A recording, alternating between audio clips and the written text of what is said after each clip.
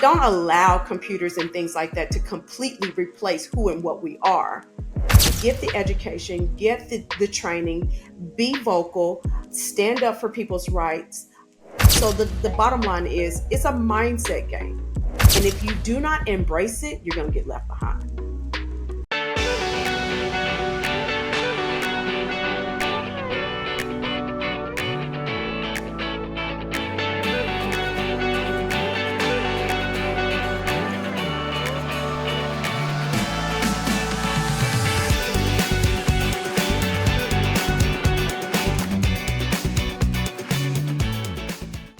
Welcome to the Nurse Boss Shift. It's your girl, Dr. Kiana Jones. And I'm Crystal P, the Beauty and P. And today we have Miss Alvionna Brewster, who is founder of the Elite Black Nurse Entrepreneur. I used to know your handle because I know you have a handle, so I'll let you say that. But you started the world's only.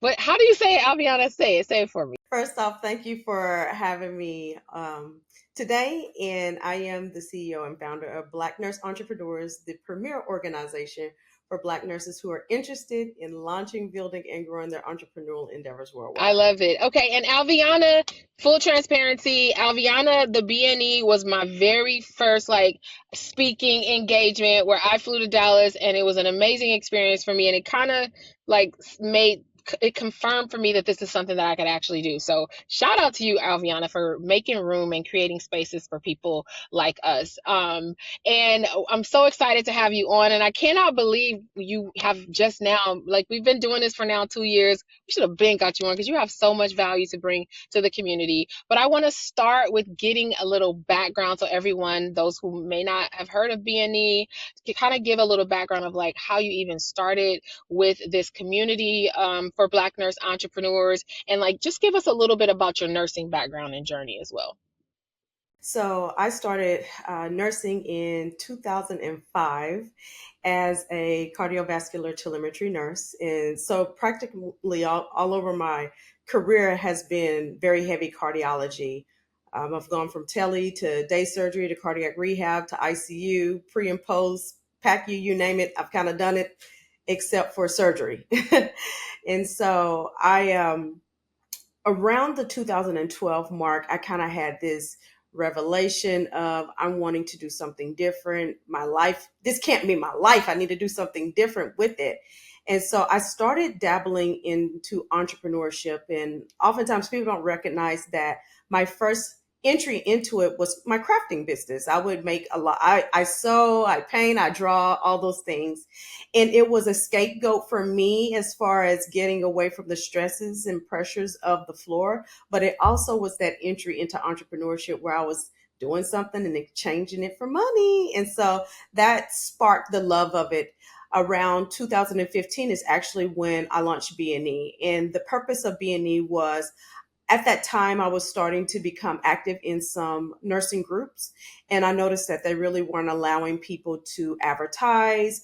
I was starting to see people who were nurse entrepreneurs that kind of had that passion that I had, but I'm like, where did that post go? Who was that? Wait a minute. How did they get started? I had questions for them, and I started seeing all these, nurse authors, nurse speakers, people who had CNA or CPR programs and stuff like that. And I was like, well, it would be nice to get us together. So literally, it's like God spoke to me about, hey, I am instilling into you the vision and the passion to create an environment, a safe place where Black nurses can get together. We can talk about business, motivate, encourage, inspire each other, and we can figure out what this process of business is called, right? And so I started doing what I call door-to-door sales. I started going into people's inboxes and I say, hey, I'm launching this community. I would love for you to be a part of it. This is what we're doing. When they got into the community, introduce yourself. What is it that you're wanting? Are you in business or are aspiring to be a business owner? Let us know. And so that just took fire. It grew essentially overnight. And it was one of those things where I didn't really see this in the marketplace. I'm glad that God spoke to me about creating it.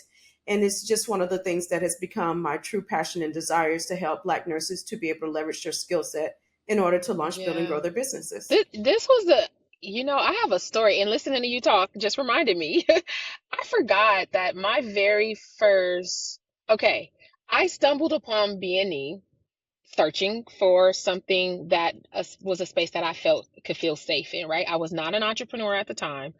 In fact, this is going to be your first time hearing this story, Alviana, because it just came to me. In fact, I had never I didn't know what I wanted to do. I just know I wanted time freedom and I wanted to be in control of my life. And I didn't feel like I was at that time.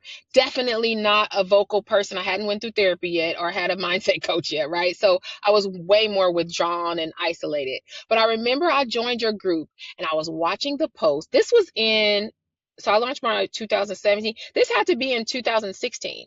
Okay. So I went in the group and I was looking at the thread and I saw people talking and I was like, I want to say something so bad, right? But I was intimidated. I'm like, because I had never posted anything except my Facebook page, and my personal page, which is like my kids, my dog, whatever, right? So I'm like, I really want to. So I did this long post about like how I'm a nurse and like I was working at UCLA at the time, I think, and like I really wanted to start my business. I was so scared. I just expressed myself, and I got a lot of positive feedback. But there was one girl who reached out to me. Crystal, you've heard this story, but you didn't hear the beginning part, which is what I'm saying now. There was a girl who reached out to me and said, let's meet up for lunch.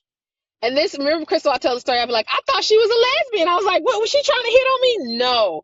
It was the most, it was such a, it changed the trajectory of my life. I met with her. I was scared. I didn't know what her intentions was because in my mind, everybody wanted something for some. It wasn't that. It was such a pure experience. And she was the first person to like introduce me to the idea of like, you have a lot of junk that you need to get out. You should seek therapy. You should find a mindset coach. And she really helped me. And it was from your group, which speaks to the power. Now, here I am, like, got a business, been doing good in my business and all that, but it started there. And this is why these types of communities are so important. And I think they're slept on. And I totally forgot about that, Alvion. I need to give you a testimony of that. All right. Because that changed my life, meeting her and seeing that there are people out here who, for no reason, because I was like, when I met with her, like, I'm not buying what you want. She's like, girl, like, I'm really just trying to show you that this, for nothing at all, just to help pour into me, which is another reason why I am so passionate about serving others, because there are people out here to show up for you, but you need that space because this world wide web is huge, right? And so to be able to have that community is so powerful. Crystal, when was your first encounter with Black Nurse? I was gonna say, and for me, stumbling upon BNE, and then because I was already mind blown to see others in nursing having things outside of nursing, but then to go in and see a community of black people with that same experience just really showed me that I could do it. And just connecting with different people, I love seeing all the different types of businesses that are represented in the group and different, not anything to do with nursing.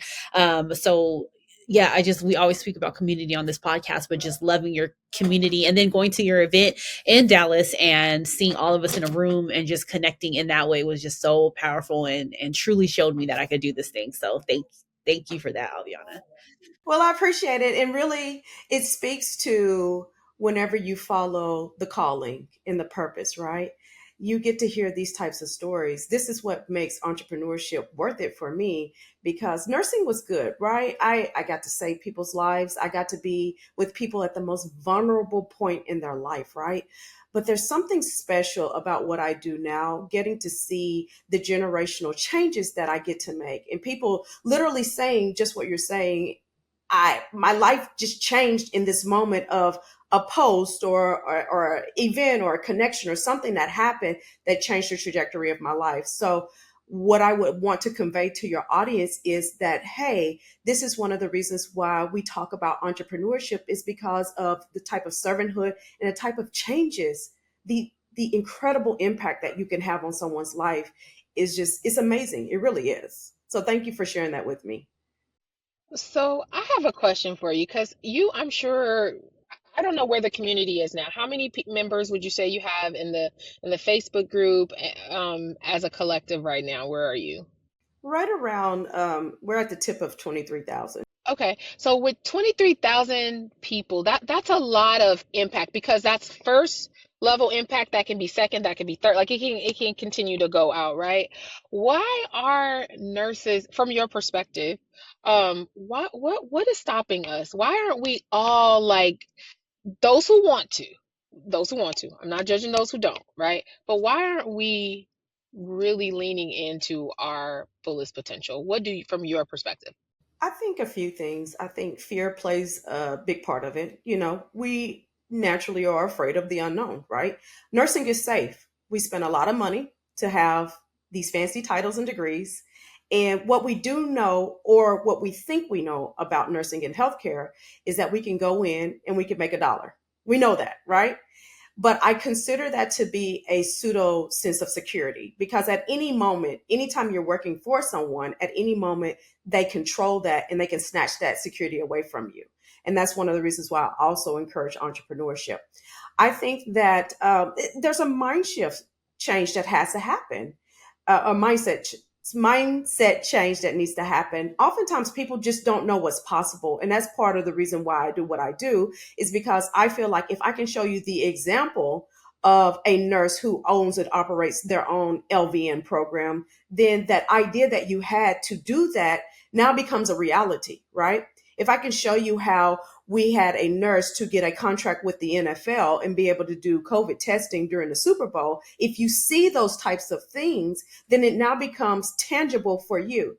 So there's still work to be done. We got to continue to put forth examples, good, solid examples of what business looks like in front of our nursing community, so they know that this is a possibility. Just like you guys said, I didn't even know. I knew that I wanted freedom. I knew that I wanted to control things, but I didn't know what that looked like until maybe I had a conversation, got in a community, went to an event, etc., and saw, oh, there's a room full of people that do this. Interesting. Okay, now that stretches my mindset on what I can now do. So, Aviana, like, where do you see the future of nursing based on your, so let me see, you started in 2015. So now you're almost a decade in. 2015. Yeah. So you're almost a decade in. Where do you see the future of nursing going when as it pertains to like entrepreneurship and, um, what do you feel like BNE is doing to how is BNE positioning themselves to be able to kind of forge forward with this whole change that's happening, especially for Black nurses? Sure. So I think that, you know, the more exposure that happens and the more people that launch their businesses, the more we will see more people doing it, right? Because unfortunately, I feel like we still are struggling with a lot of challenges within the healthcare system. And I'm not sure if anybody's listening to us.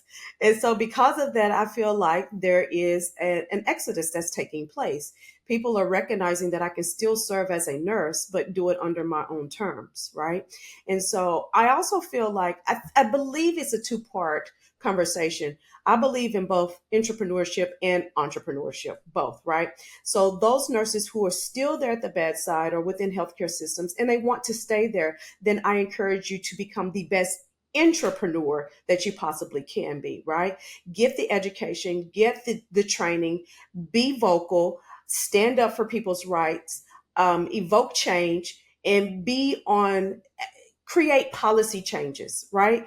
Be able to go in and really, really, really evoke change that we need, because we can't afford for there to be absolutely nobody at the bedside. That can't happen, right? Nurses have been doing this for years and years and years, and out of every healthcare professional, we're the ones that are there at the bedside with the patient from start to finish, essentially. So we can't get rid of everybody, right? But I do believe that there's a shift happening, and I do recognize that nurses are becoming more and more outspoken and passionate about becoming their own boss. Do I believe that everybody should? No, I don't. Entrepreneurship is a whole nother ball game. It has a whole nother level of challenges. But I do believe that nurses need to understand additional ways to make money, because we get trapped up in thinking that the only way I can flip these dollars is by doing XYZ. Whenever you have a secondary method third method for making money, whether it's investing, a side hustle, full-fledged entrepreneurship, or whatever. Whenever you have money coming in from other areas, then the moment you walk into an interview, you walk in differently because you know that I don't necessarily need this position. I want it. I want to maybe become a surgical nurse or ER nurse or whatever, but I don't need it because I understand how to make money elsewhere. So I want people to understand that it is valuable to utilize your skill set, your expertise to understand how to generate revenue elsewhere. In healthcare systems, they're not going to talk to you about that because, they're a business too. Their bottom line is to run the business and make money as well. They say take care of patients. Uh, that could be debatable sometimes. But our goals as nurses tend to be really trying to take care of our patients, but we run across those roadblocks, right? So definitely, if you are interested in entrepreneurship, I encourage you to do it, or at least do the research that it takes in order to become an entrepreneur. But I think we're seeing a shift right now. In the 10 years that you've talked about me being a part of BNE, it's 9 years in just a couple of weeks.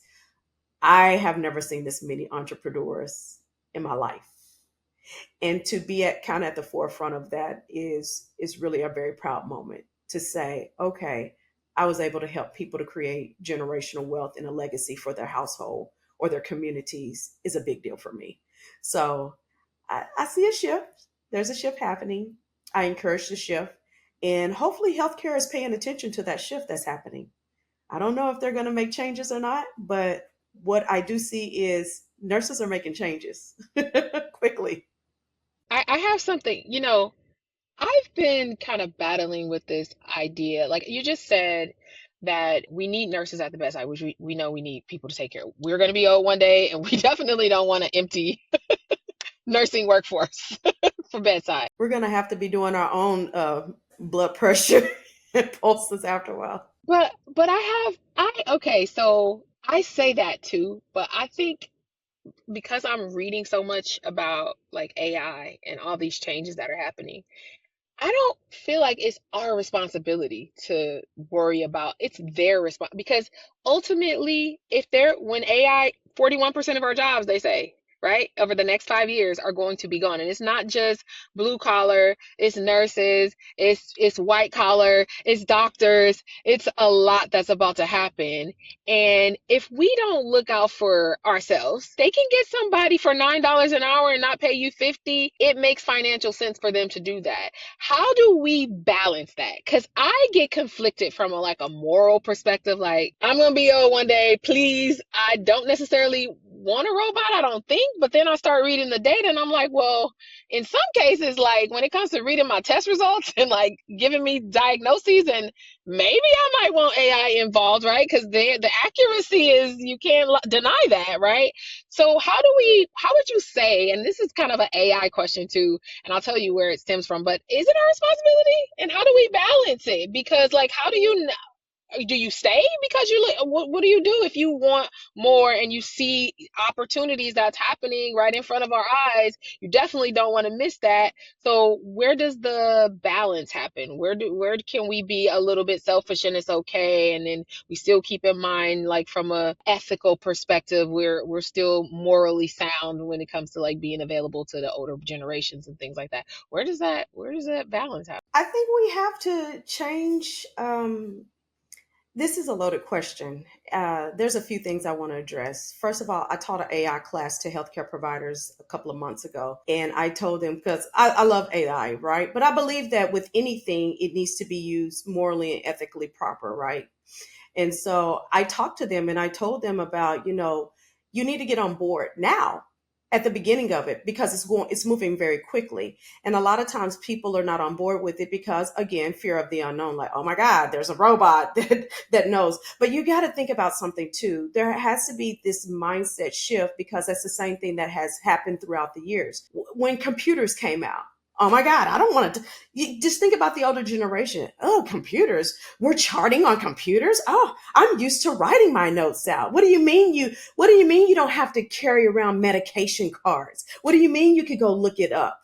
right? So there's that mindset shift that has to change as technology evolves. We have to get to the point where we say, it's here to stay. So what do we do in order to leverage both our skill set and expertise, but also now this newfound technology that's popped up? I think there's two parts to that, right? I think also one of the things that I talk about heavily, especially like with the younger generation, people say, kids don't know how to do math anymore. They just go on their computers and type it out, and that's that. A way for us to appreciate those things is not losing the long skill set, right? Don't allow computers and things like that to completely replace who and what we are. We still need to appreciate the expertise and our level of education that we have, but they are there to help us out. Now, going back to your question about the floor and is it our responsibility or what, I don't know. I don't know whose responsibility it is because, first of all, this is brand new. I do think it is our responsibility as a society to try to use it to our advantage, the most ethical and moral way that we possibly can. But who knows what the future looks like with healthcare and AI? Nobody really does, right? We just have visions on what it may look like. But you got to think about back in the 60s and 70s, the Jetsons were talking about certain things and people were kind of freaked out about that. And we're kind of there now, but not quite like what the Jetsons said. We're there, but it's a little different, right? Right. Because the Jetsons were like, you're going to have flying cars. Well, we don't have flying cars just yet. But we do have some changes in technology that is like, wait a minute, we're kind of Jetsonish right about now. We just have to evolve throughout healthcare. There's an evolution that has to happen. And I also think that with entrepreneurship, healthcare is going to change. The way it's delivered in this country, it may not look the same in 10, 20 years. It may not be everybody in the hospital bed and getting this treatment and that. There's so much entrepreneurial ideas that are popping up. So who knows what that's going to look like? But I do believe that we still need to honor and respect our expertise. And I do believe that we need to understand and latch on to AI because it's moving quickly. And if you do not embrace it, you're going to get left behind. What would you say would be a great entrepreneurial endeavor? I know it depends on the person, but for nurses in general to make if they're thinking about entrepreneurship? I always tell people my two favorite entries into entrepreneurship are consulting or CPR because we have those. Those are the two things that we have. We're always trying to solve a problem. We have the expertise to do that. And then we always, in some form or fashion, trying to save someone's life. There's a safety component that almost every nurse has to have, right? So those are probably the easiest, the quickest, the cheapest, with the lowest overhead that we collectively could get started in. Now, I know people have to base it up on what am I good at, what I want to do, what are my passion. Some people don't, look, I don't want to push on another chest. I don't want to teach nobody how to do that. I want to do brows, right? But I think those are the two easiest, quickest, cheapest ones to get started with. I just wanted to ask how we always talk about, Kiana, do those nurses do they just have it in them and they see one person do it and they can do it? Or is it about changing a lot of mindsets? Because we feel we have to change a lot of people's mindsets. But then we find the nurses that are like, no, I saw one person do it and I figured I could and I just did it. What do you see in most nurses starting businesses? Is it a lot of mindset, or is it if they have it, they'll go with it and work on mindset as they go? I feel like both groups require mindset work because you have the people who are dragging their feet. They usually, those people are, I know I don't like where I'm at, but because of fear or because this is a safe place, I might get into it, but not right now. I got time. I'll think about it later. That type of person, right? And it requires a mindset shift. You also have people that I want to do it today and I can do it, but haven't done the work, don't know who to contact, haven't gotten coaching. They're just excited about the idea. They go out and buy up a bunch of stuff, haven't tested the market, haven't done any research, and don't really know what you just got yourself into without the proper work that needs to take place. And that proper work has to take place during the evolution of the business. It cannot be just one time thing. It is always having to happen. You always have to go through this mindset work of, should I launch a next product? How many clients do I need? How do I go out there and get those clients? So there's a lot of work that has to be done. So the bottom line is, it's a mindset game. It really is. A good 80-90% of business is psychology. It is a constant battle within yourself, and it is a constant battle of trying to figure out the target audience, what they need, how they buy, how they utilize your product. You think that you have the answer for them without listening to them. And then they come up with something totally different. You're like, well, I thought they needed such and such, but the audience is telling me this is what they need.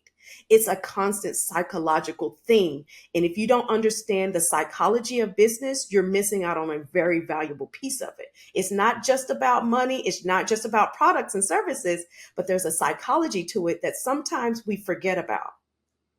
And I believe mindset is within that psychology bucket that we oftentimes don't talk enough about. Steve Harvey says when you're starting business, you just jump and you build your parachute on the way down. What is your position with that? So, because on the DISC assessment, I tend to be the C, not the D. I am a thorough analyzer, almost to a fault. So my challenge has had to be, you're going to have to make some decisions quicker. You're going to have to execute quicker. Those are my challenges, right? So I don't necessarily I think there needs to be a combination of both. I think that you need to do your research, but I don't think you need to sit there and research forever. You need to start making some decisions, because business is about execution. Business is about making decisions at the spur of the moment. Now, we tend to be able to do that in nursing. We can think quickly on our feet in nursing when it comes to saving someone's life. But when it comes to business, well, let me take another class. Let me go to another conference. We become hoarders of information, and then we never jump. Now, I don't want your listeners I don't know that I would encourage them to just jump without the parachute. I don't like that philosophy, me personally. But I think there comes a time where you gotta make some decisions and you gotta execute. I think that it becomes strategic execution. You need to get with a mentor and a coach that can show you and can help you to be able to think through these processes and get things done quicker. That's what I would say, a combination of the two. Attention, aspiring entrepreneurs in the healthcare industry. Have you ever dreamt of starting your own successful IV hydration business? Well, your dream is about to become a reality. Imagine a business where you can make a difference in people's lives while building a thriving venture. We're excited to invite you to a free webinar that will unlock the secrets to launching a successful IV hydration business. Join us for an exclusive event where industry experts will share invaluable insight on the essential steps to launch your IV hydration business, building a six-figure business from scratch, navigating the challenges in the healthcare entrepreneurship journey. But that's not all. Attendees of the webinar will get a sneak peek into our comprehensive IV hydration on-demand course. Discover how this course has empowered others just like you to turn their passion into profit. Picture this: lifetime access to in-depth video trainings, business strategies, SOPs, and exclusive bonuses that can catapult your success. Register now for our free webinar at https://apply.trueusavvy. That's truusavvy.com/training. Don't miss this opportunity to kickstart your journey to a rewarding and lucrative IV hydration business. The reason why I said that is because I also feel like people think that if you have all the research and you've done the studying, you're going to feel comfortable, and you're still not. Newsflash. You can do all the research. Like you said, Alvionna, you can be a research hoarder. You can attend every single conference. You can read every book on that topic. You can study your market. You can have all that. And when it's time to pull that trigger, there is still a level of fear that will become unlocked. And you're not going to get around that. And I think people think that they will. Now, I'm not for the jumping without a building your parachute on the way. I didn't. I worked. I gradually stepped away. You know, it was a process for me because like I say, I always tell people my kids were not going to be eating noodles because they had to. They can do it by choice, but I'm not going to have them sleeping on mattresses and eating noodles. I've already done that. So for me, I was not prepared to move into somebody's house and if I didn't have to, right? So I went gradually and slowly, and then at some point I became a full-time entrepreneur, but I did not just jump. And I don't recommend that people do that either, especially us as nurses. But I do want to let everyone know that you're not going to be comfortable. Like if you are waiting, I say we all start at ugly. We all start at I don't feel right. And what's crazy about it is even as you grow through it, you get to, let's say your first milestone, maybe a 10K month, you get there, another level of fear becomes unlocked. And you just keep on going, keep on growing. But the fear stays there, kind of becomes your little, okay, indicator of, okay, I must be doing the right thing because I'm scared as hell. Like, okay, I'm keep going. That's what it is. Yeah, it has to be, like I said earlier, it has to be a combination of the two, like between accountability, research, gathering your tools, your data, whatever you need in order to launch and grow the business. But there also has to be a level of execution. You've got to get to the point where you're doing some things. Because one thing about it is this: I'm a firm believer that God has given each of us a purpose, a calling, right? But I'm also a believer that you will look up and see your stuff being ran by somebody else. You had the idea, you were preparing and never got to the point of execution, where somebody down the street is executing on your idea. And 9 times out of 10, they can't do your calling better than what God called you to do, right? So we have to get to the point where we're executing at a high level as well. And like you said, you're never going to be fully prepared. Now, there's some signs that you might want to pay attention to. Are you mentally and emotionally stable enough to do this? Because this is no joke. This is not for the faint at heart either, right? Are you in a financial place? Like you said, hey, we're not going to put ourselves in debt and be eating oodles and noodles for no reason. You know what I mean? Are you in a position where this makes sense? But also do not overanalyze and think things to death and never get to the point of execution. Because at the end of the day, one thing I can almost guarantee most of your listeners would hate is to look up one day and see their idea being executed by somebody else. You want to get irritated real quick is to look and see the thing that you thought about 10 years ago being executed by somebody else, and then they doing half as good of a job as you can do serving your clients. That's powerful. And I think that comes back to the psychology you were talking about as well, having that psychology piece to know those things are going to come up or could happen. Coaching and community are two of my most favorite things to talk about in this, because they talk about business is lonely at the top, and that business, that we can't get along, that we can't work together, when I believe the reality is totally different. I think that people have got to have a good solid coach, and people have got to be around like-minded people. You've got to see what's possible and what'll stretch you. One of the things that helped me with execution was seeing other people getting wins. And I'm sitting back, I'm still over here in the blocks, right?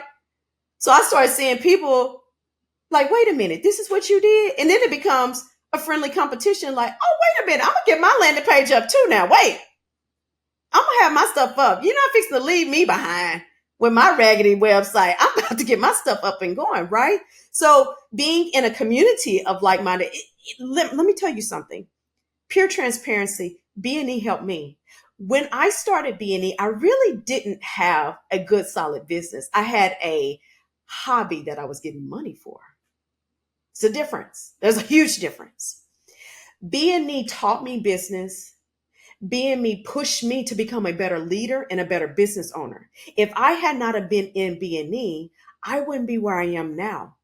But it was people's wins. It was people's announcements, people showing up and stuff that pushed me to say, you've got to become better as well. You've got to do a better job as well. And so that's one of the reasons why I always preach coaching the community. I preach that a lot. Well, that was going to be my next question because I feel like our listeners feel like we beat them over the head talking about mentorship. But I also feel like a lot of the people who come on here who talk about mentorship have been mentored, and we've seen the power of it, which is why we speak about it so highly. Now, people are going to say there is a lot of fraud out here. You know, Alviana, when we first got started, it was a whole different space than it is now. I mean, you know, you got people taking one course then training on a course. Like it's really ridiculous out here. So I wanted to ask you, how would you say someone who does not have a coach but is like hearing people talk about it, like on this channel and other channels, how do they find the right one for them? Like what should they do from their perspective before they get to that point where they're about to pay somebody? And then the next question is, what's a reasonable amount to pay for a coach? I think a reasonable amount to pay for a coach is what you're most comfortable with, right? Because, and I'll say this, sometimes it has nothing to do with money. It has everything to do with value and transformation. I've gotten transformation. I got a course last year that was like $37, and I think I've made I want to say like a 250% return on my investment immediately, just like that, for a $37 course, right? So just because something is free or low ticket doesn't necessarily mean you can't get the value from it. And just because something is $25,000, $30,000 doesn't mean that it's a scam. That does not mean that it's not a scam. You need to look at the receipts. The Bible specifically tells us that we can tell a tree by the fruit that it bears. And so, what I want your listeners to understand is a person can say all these wonderful things, but what does the fruit that it's bared say? What are the testimonials? What are the wins of the clients that this person has worked with? How does the person show up on social media? What are they saying? What are they saying pre AI? Go do some research. See what people were saying pre AI. I made a post yesterday in the group and I said, these chat GPT coaches are something else. And I'm glad that I started my business and started coaching pre-chat. Yeah, it enhances my business and makes it better, but can't nothing replace my experience, my applied experience. And so as you're looking for a coach, what does their applied experience look like? What does the receipts look like? What are other people saying about them? Don't even listen to the coach. Listen to what everybody else is saying about the coach. If everybody else is saying run for the hills, I don't care how cute the coach is, and I don't care what the coach is saying. If everybody else is saying listen, run for the hills if it doesn't work. Sometimes, too, it's an alignment of personality. People can know their stuff, but we just don't connect personality-wise, and that's okay. There was a coach that I thought about going with about 2 years ago, and something in my spirit just kept saying, this doesn't align with you. And I couldn't put my finger on it. I could not answer the question. Now, a couple of years later, it was revealed to me why, but it took me some time and I kept struggling back and forth. The coach that I have now, how did I decide on that coach? Because I listened to what everybody else was saying. I looked at the fruit. I looked at the receipts and the testimonials.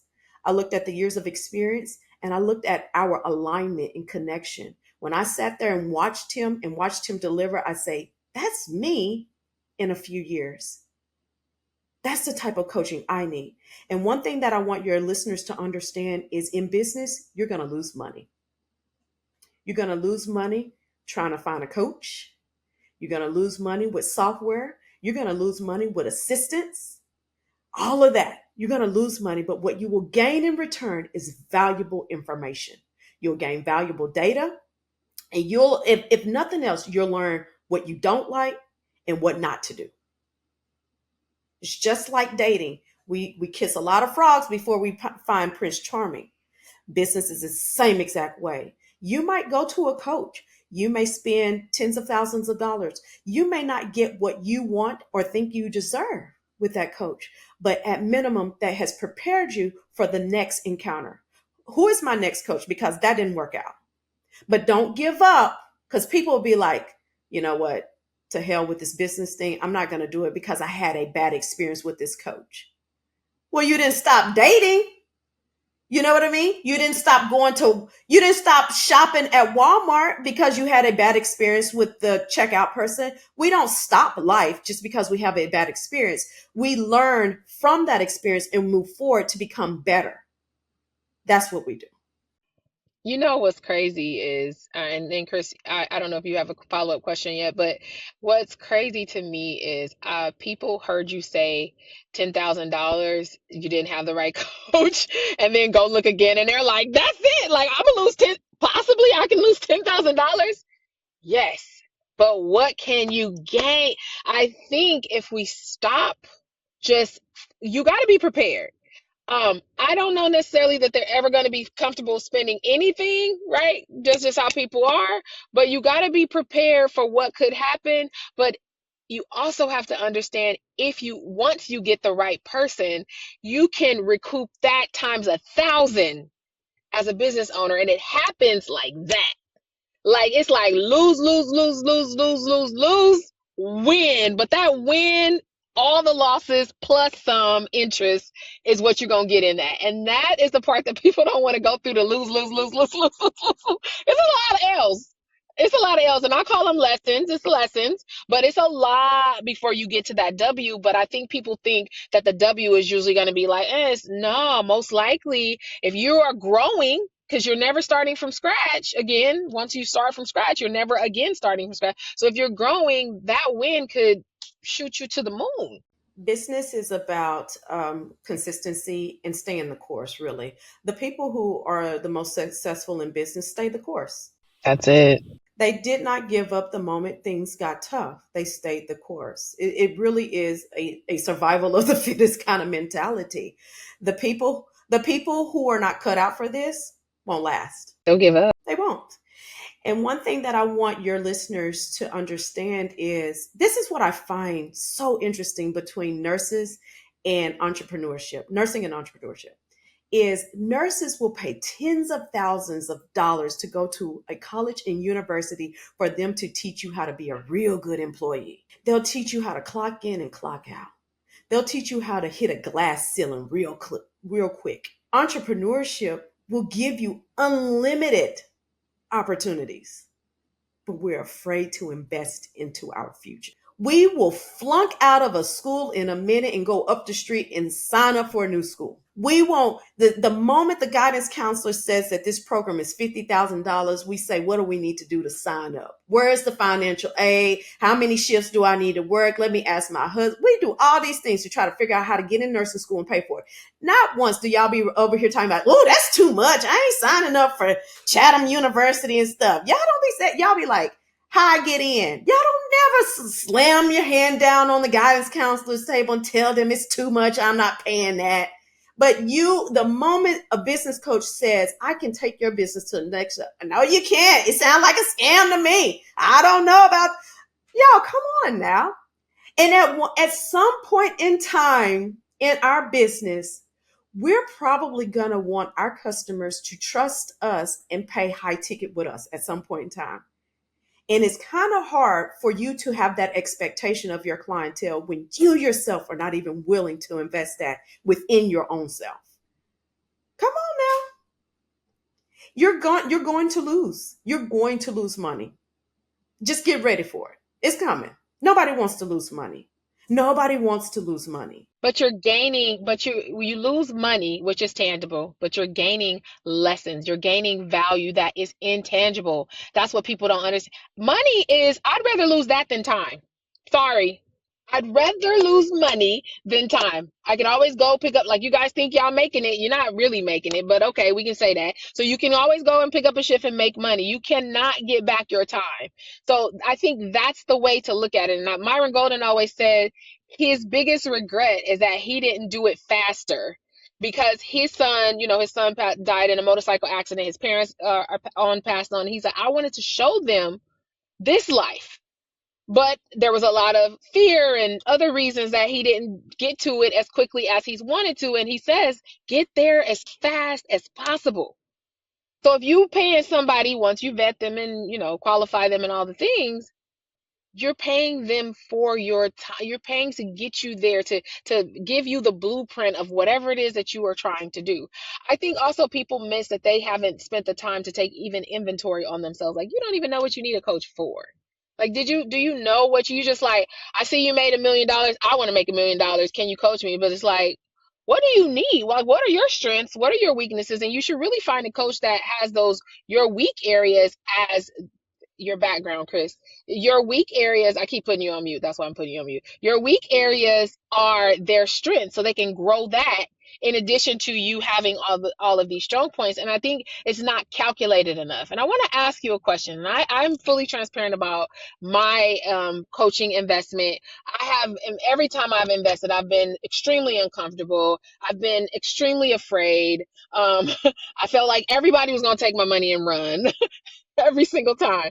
And 90% of the time, it was a great experience. I had 10% of like where it wasn't so great, maybe 10-15%, but I would do it again because I learned a lot of value during that time. The most I've invested is a 5-figure investment. Do you think somebody who is starting out looking for a coach should be willing to invest that much, or do you think they should start out at a lower ticket and graduate up to certain levels? What are your thoughts on that? Well, that's loaded. I think that, me personally, let me just give you my personal story, right? I believe that there is a process to it. Again, it's a mindset thing. There's a mindset process that kind of has to happen.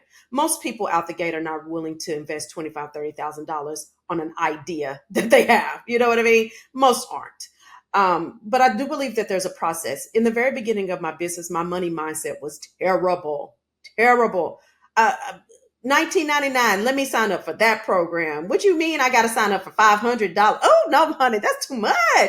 Hence the reason why I created B&E. Honestly, that's one of the reasons, because I'm like, we shouldn't have to pay for all of this. Now, some of this we should be able to get in just casual conversation. Okay, that's one of my B&E pillars. Is, hey, we could exchange information for free, can't we?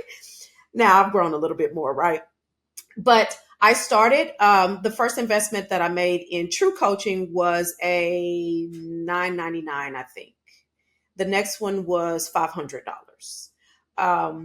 The next one was small. I did a $6,000 one and some other small ones. The big one came in summer of 22. I was sitting there and I had a massive financial burden looking me in my eyes. And what what probably does not make sense to most people made sense to me in that moment, right? Most people would think, if you have a financial burden, why would you spend extra thousands of dollars for coaching? That don't make sense, right? I was sitting there and God spoke to me and he says, you have a decision to make. This financial burden is not going anywhere. You have nickel and dime yourself all these years. You have spent a lot of time doing a lot of research without any guidance. And every time a problem comes up, you don't know who to turn to. You don't know where to go. So you have a decision to make. And your decision looks like this. You either go back there to the back of the room and sign up for this $25,000, $30,000 coaching program, or you can spend the next 6 months trying to figure this out on your own. Because what is not going to go away is this financial burden. What is not going to go away are these business challenges.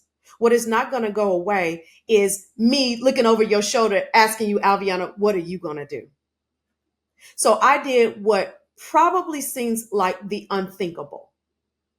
When you're looking at a 6-figure debt unexpectedly, what do? And I got up and I went to the back of the room and I signed up for a coaching program, because what I knew was this: I needed to get around people who knew more than I knew. I needed to get around people who had lost, learned, and recouped their losses. I needed to be around people who had 20, 30 years of business experience, or who had 6 and 7 and 8-figure launches. Those are the type of people I needed to be around. And I had not been around those people before, right? So that was a pivotal moment in my coaching, in my business, and all of the above. My money minds, it stretched me. I can't go back. That stretched me. The moment you pay for a $30,000 coaching program, you cannot go back. But the other thing that it does for you is it helps you to be comfortable with charging your worth. Because I spent $30,000 to instill into you. I'm not going to charge you $30 for this program. You're getting all of this in a 6-month program.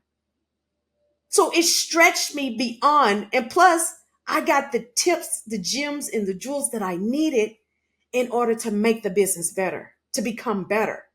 But it took hopping over that fear and making that investment. I believe that there's steps to it. I think there's steps to it. I wouldn't encourage anybody to just jump again and be like, I'm gonna pay $30,000. I think there's steps to it. I think you gotta pay $1,500 and get comfortable with what that feels like. I think you gotta pay $5,000 and get comfortable with that. I think you gotta pay $10K and progress your way up. Now, I think there's wins on both sides. There's wins from people who just did $1,000 programs versus that automatically went into 30,000. But I believe most people need a progression with it. That's what my belief is. And that's kind of what I did.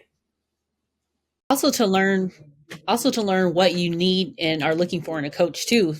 So when you pay the bigger bucks, then you know for sure, well, almost for sure, that that's someone you definitely need and what exactly you need them for. And I feel like I love how you talked about like just graduating to different levels. Because there is, like you said, you got value out of a $37 program. You could definitely get, I mean, or an ebook or whatever it was, but you got something from that and you got a return on your investment. I think people need to start investing though in themselves. We need to talk about that. Not thinking that everything is going to be free out here, because it's not. There are some, I give a lot of free value on my page, but it's not what they get in my mentorship. It's definitely not the same. It's the information is the same, but how I execute it, of course, is a lot different. And then there's levels. So we go deeper in that, right? And that's what you're going to get in the mentorship. The next thing is, I think people, when it comes to these, because there's a lack of trust out here, you have to start learning how to trust in yourself.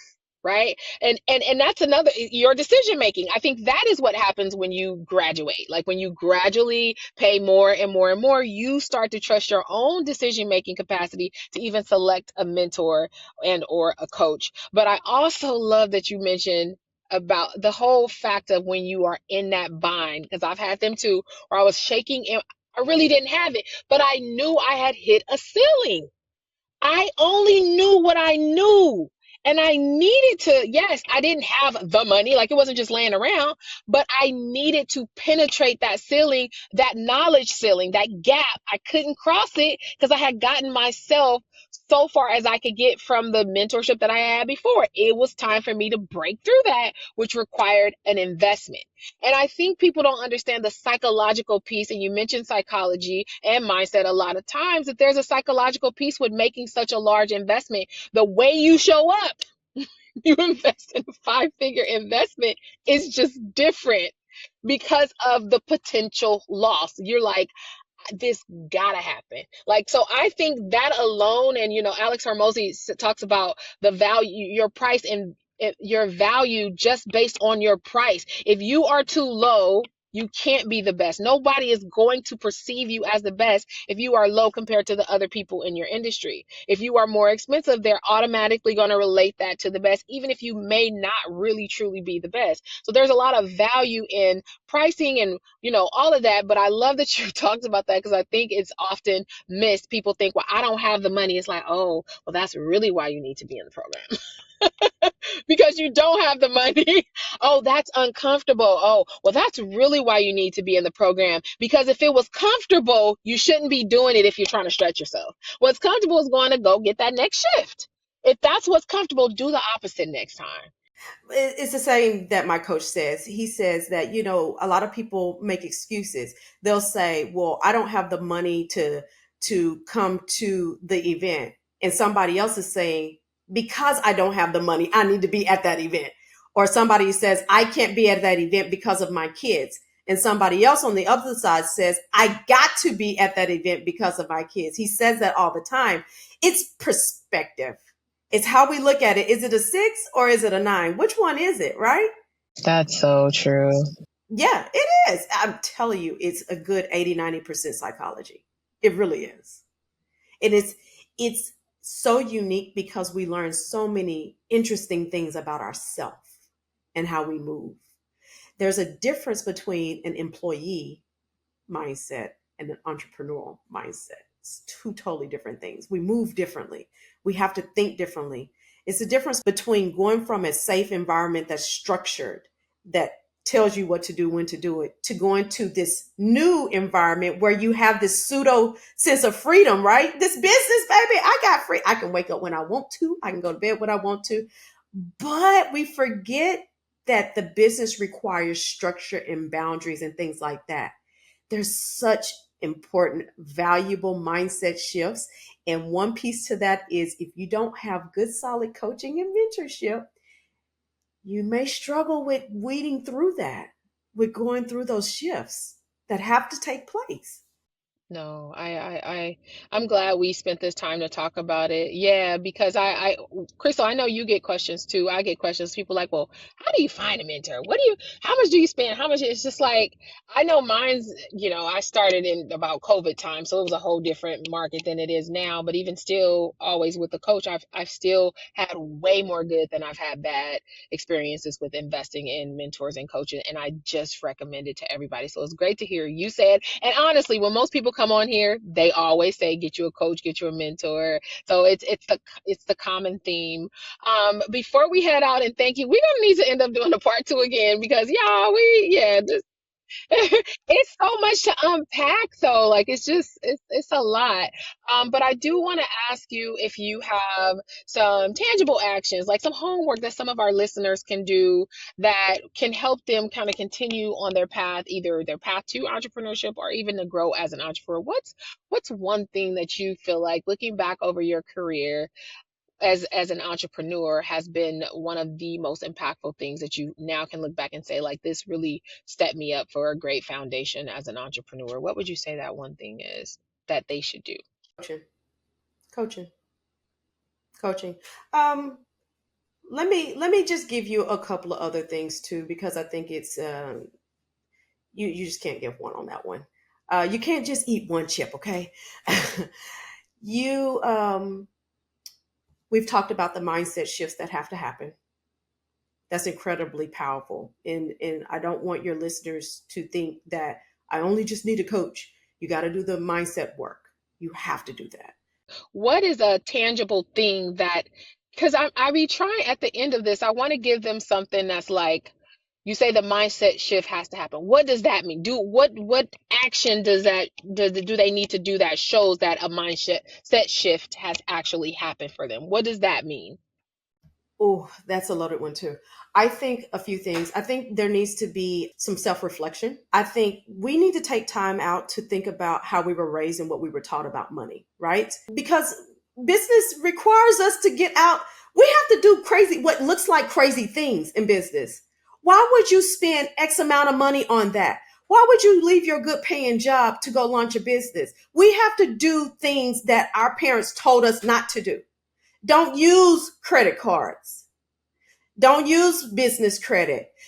Fear taxes, fear demand. We have to do things completely different out of that, right? You have got to take inventory on what your mindset, your money mindset beliefs are, your mindset beliefs about entrepreneurship versus employment, your mindset beliefs on leadership. Are you cut out as a leader to be able to lead a company? If you have a follower passive mentality, this may not be for you. You have to, or you may have to take leadership. Are you dealing with something major? Are you going through loss right now? What did that divorce do to you? What did that illness do to you? What did that failure do to you? Those things you may have to unpack, because one thing about business is it will uncover those things. It'll reveal them in a minute. As soon as you start and you're ready or whatever, something will happen that'll revert you back and like, dang, I haven't dealt with that. So part of your mindset is evaluating what you were taught, those things that we learned that may not necessarily be true, or they were good in the moment, but right now that doesn't serve us as a Black culture, right? you have to be in community around other people. You have to see something different because people, even nurses don't believe you can have a business. Some nurses don't believe you should even have one. Why would you want to do that? You have to be around other people in order to start reprogramming what you thought was so. Sometimes it means brain dumping because we're clouded. We get caught up in all the ideas and the thoughts and things like that. And sometimes we just got to put stuff out on paper, read through it, and pray through it. Invite God to come in and give you clarity and show you what you are supposed to be doing. Because listen, I've launched some businesses, okay? I've launched some businesses, but the one business that always stays is B&E. I've done CPR, COVID testing, you name it, I've kind of done it. Airbnb, I've done it. But are those the things I was truly called to do? That calling still remains, right? So mindset work it has to be at the top of the list. The coaching piece has to be at the top of the list because I don't want nurses have coaches. We have instructors. We have preceptors. We have managers. We have people, charge nurses. We have people on the floor that have experience that are able to help navigate us through things. They didn't just say, here, take this test, become a nurse, and go to the floor. They didn't say that. You got to go through processes. You got to be around people. You got to be under people so that they can show you the way. It's the same with business. That's why I say coaching is so incredibly important. So this is the question. What is the thing I wish I would have done sooner? Get a coach. Get a coach. And that's why I say it's probably that mindset and the coach, they neck and neck on the things that I wish I could have and should have done earlier. And I would encourage your audience to do those things quickly, right? But do the research. I'm not saying just jump, hey, they said I needed a coach, let me go get one. You got to do the research, pay attention. Listen to what people are saying. Listen to the value. Listen how they serve. Some folks are aggressive out here in these streets. That may not resonate with you. This has been a really good, and I feel like it's needed right now, especially we're like about to end, we're mid-year, people had all these goals and plans and dreams as of December 31st. Now they're coming to the realization they did not execute on what they said they would. So I think this is time for them to hear. Most likely the reason why is because they don't have the mindset and or they don't have a mentor or a coach. So I definitely agree with that. How can people reach you, Alvionna? Tell us all of the ways that they can connect with you on all the different platforms, if you have a website, anything like that. I am at Black Nurse Entrepreneurs across all social media platforms. And my website is blacknurseentrepreneurs.org. Okay. And the Facebook group, you guys, if you are interested in joining the Facebook group, of course, you have to go under groups in Facebook and search it, right? Is that how it goes? Unless, I don't know if Facebook changed it. Yeah, Black Nurse Entrepreneurs on in the Facebook, join the Facebook group. It's still free, right, Alvionna? Yes. It's free. Okay. Yeah, so it's definitely free, you guys. That could be a starting point. Like just go in and just do like I did almost 8 years ago and scroll through and see what people are saying, see their wins, connect, DM some people. Again, get out of your own way, get out of your head, shoot some people some messages, comment, celebrate, whatever. Just start doing things that make you uncomfortable. And that also is a part of that whole mindset shift as well. Alvionna, thank you so much for joining us. It has been a pleasure. You have given so much value. Do you have a book that you're reading right now that you can tell people to read? Or I am actually. I need to. I started it. I was sick this past week, so that's my excuse. Okay. Conquer the Chaos. Conquer the Chaos is one of the books that I'm reading. It's by Clayton Mask. He is the CEO and founder of Keep, aka the old infusion saw. And so Clayton, actually, I've heard Clayton speak live and in person twice. And I think that's another piece. We need to do a part two. We need to talk about the chaos that comes with business, Please. right? Because we hop into it. We hop into it and we be ready. Yeah. But we forget that we become everything. And if we have not planned for that and we don't know about that, it can get out of control extremely quick. And so that book, Conquer the Chaos, is a fantastic book. He really specializes in automation because of Keep. I mean, it's a CRM system that has helped millions of people. As $100 million company, so probably want to pay attention what Clay Mask is saying, right? But another thing for your audience is because we've talked a lot about coaching, and we've talked about getting into these communities and paying high ticket if you have to, right? But another very valuable thing that I want people to walk away with is read books. Read them and apply. Read pre-AI books and apply what people have been saying. Agreed. Agreed. Agreed. Yeah, I used to read a lot of books. I had to slow down so I could actually apply because I found that I was just excited about reading and I wasn't doing anything with the knowledge. And I'm like, let me slow down. If I could read one book every 2 months and actually apply three things, that's a win versus like, let me read a book a week or a book every 2 books a month. That's no, that doesn't make sense. So, yes, especially a book like that because I know it's full of gems. So, okay, awesome. Well, thank you so much, Alviana, again. You guys know how it goes. If you're listening to us on Spotify or Apple or whatever platform, we are also on YouTube. So if you want to see our beautiful faces, we are on YouTube. But don't gatekeep, you guys. Make sure you share with your nurse friends and even who are not nurses but love a nurse if they are interested in entrepreneurship.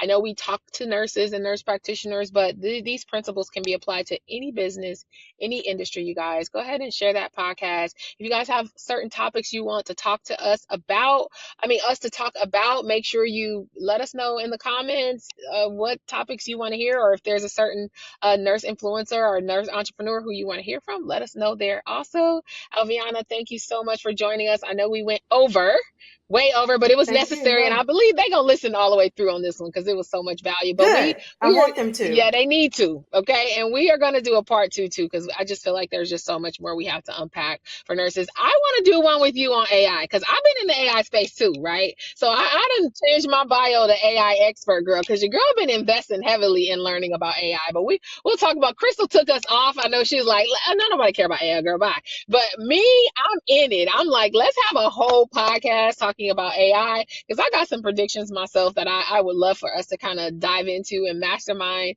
on live on the Nurse Boss Shift with us talking about like where we Ooh, see the future I love for AI nursing. I too. think that would be, yeah, that would be dope. I know you do.